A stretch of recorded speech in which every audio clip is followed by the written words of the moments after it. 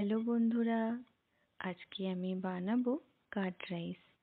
Card rice বানানোর জন্য আমি প্রথমে ভাত বানিয়ে নেব। তাই আমি নিয়ে নেব 1 কাপ চাল। এই কার্ড রাইস আমি দুজনের মাপ করে বানাবো। কার্ড রাইস বানানোর জন্য যে ধরনের চালগুলো রান্না করলে খুব তাড়াতাড়ি নরম হয়ে যায় বা সফট থাকবে সেই ধরনের চাল নিতে হবে। যেমন ধরুন সোনা মসুরি চাল বা দুধেশ্বর চাল আমরা এই কার্ড রাইসের জন্য ব্যবহার করতে পারি। এবারে একটা প্রেসার কুকারে আমি 1 কাপ চাল নিয়ে নেব। চাল ভালো করে ধুয়ে 2 কাপ জল দিয়ে দেব। বলতে পারেন যতটা পরিমাণে চাল নেব তার ডবল পরিমাণে জল নেব। জল দিয়ে ঢাকনা লাগিয়ে ইন্ডাকশানে চাপিয়ে দেব।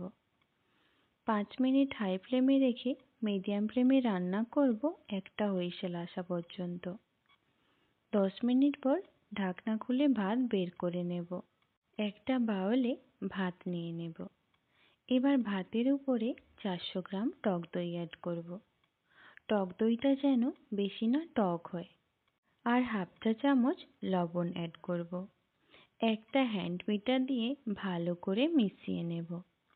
কার্ড রাইসের থিকনেসটা পাতলা করার জন্য একটু দুধ অ্যাড করব আর মিশিয়ে নেব।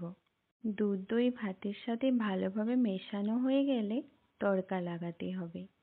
সেই জন্য একটা প্যান নিয়ে নেব। প্যান গরম হয়ে গেলে সাদা তেল দেব। তেল গরম হয়ে গেলে কিছু গোটা মশলা আর ডাল দেব।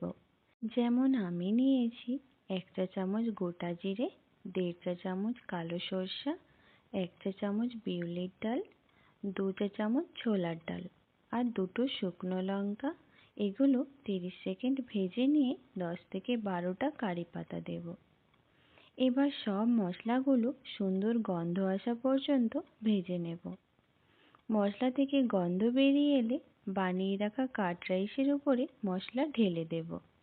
এবার দিয়ে দেব ছোট করে কেটে রাখা কাঁচা লঙ্কা, ধনেপাতা, বেদানা, গাজর।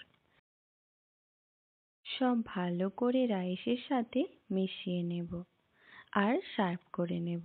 বন্ধুরা, কার্ড রাইস তৈরি হয়ে গেছে। কার্ড রাইসটা দেখতে যেমন সুন্দর হয়েছে, খেতেও অসাধারণ হয়েছে। এই কার্ড রাইস আমাদের হেলথের জন্য ভীষণ উপকারী। তাই দেরি না করে বাড়িতে অবশ্যই একবার বানিয়ে দেখুন এই কার্ড রাইস। যারা টক দই খেতে চায় না, এই পদ্ধতিতে কার্ড রাইস একবার বানিয়ে তাদের সামনে দিন। হতে পারে আপনার কাছে এই কার্ড রাইস বানানোর জন্য বারবার রিকোয়েস্ট আসছে।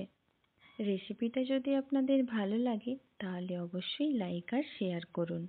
আর আমার চ্যানেলে নতুন হলে চ্যানেলটি সাবস্ক্রাইব করুন।